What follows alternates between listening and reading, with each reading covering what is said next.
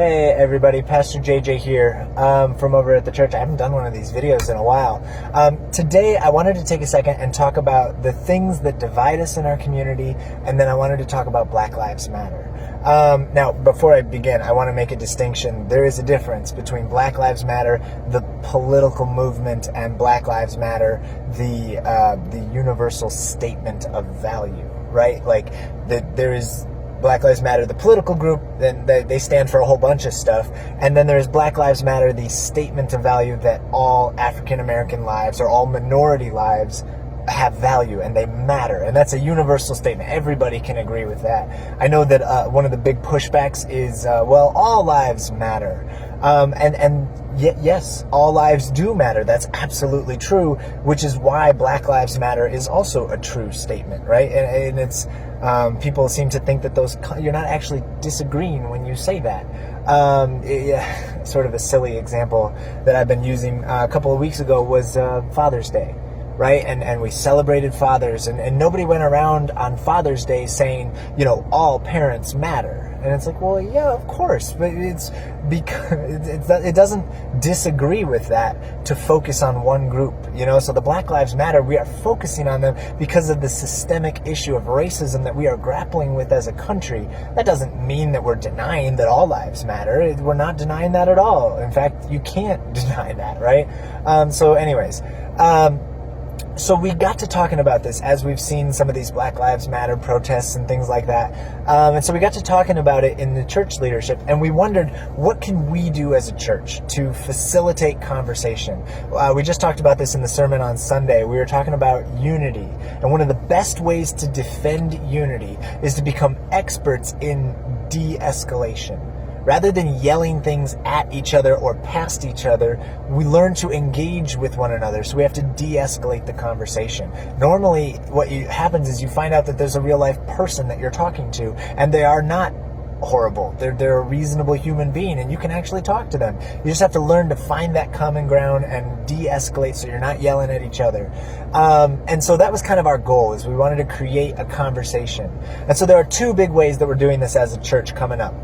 On the one hand, we decided to create an event. We're calling it a conversation on race. It was actually our youth leader, Tremel Ferguson. It was his idea. He wanted to give people a forum, an opportunity to ask questions, seek answers, to listen, learn, and grow. And so I'm going to be there, but basically I'm just going to be asking him questions. It's going to be for him to be able to just talk to our congregation and our community about Black Lives Matter and some of the recent things that we have seen as far as racism in our community is concerned. The other big thing we're doing, maybe you've heard or maybe you haven't heard, next Tuesday night, so about a week from today, a week from yesterday, is going to be a Black Lives Matter protest in downtown Flushing.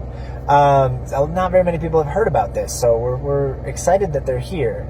But again, Black Lives Matter can stand for the big political movement or for the universal statement of value. And so it means different things to different people. And so for some people, they're marching for politics, and other people are marching for just simple statement of racial equality, right? And so as a church, we wondered, what do we do with this event that's coming up? What can we do to support conversation and give a statement of we support racial equality? Perhaps we have people who don't agree with all the politics on one side or the other, but it's not really about that. What can we do to ensure that it is a peaceful demonstration of support for racial equality? That's what I was trying to say. How can we show that as a church? And so what we're going to do is we are going to have they're going to march right by our church. Our church is downtown. We're right here. So they're going to march past, and we thought, well, why don't we put out some water? You know, why don't we hand out things to the marchers, the protesters, whether we agree with them or not? We want to keep it as a peaceful event, and we want to stand for racial equality as a church. And so we've decided that we're not officially supporting the whole politics of all that, but we can hand out water as just a simple demonstration of love of our neighbor. So that's something we as a church are going to do next Tuesday night for the Black Lives Matter protest. And then a week later, we're going to have that conversation between Tremel and I, and anyone else who wants to join us on the conversation on race. That's going to be on July 13th. It's a Monday night, 7 p.m. We hope that you are able to join us for that. I think think that's everything I had. A lot of this times there is common ground to be found. If we stop yelling at each other and we talk to each other in a reasonable way, we can find ways to seek justice together in ways that honor the equality of all races. We don't have to fight. And most of the time, I find that people agree with the same things. If you talk to them for a while, you find you're saying the same stuff the other side is saying. There are ways to do this, to de-escalate and focus on the issues rather than yelling at each other or past each other. So just keep seeking that peace. Keep seeking unity through de-escalation and real conversation. You guys have a great day.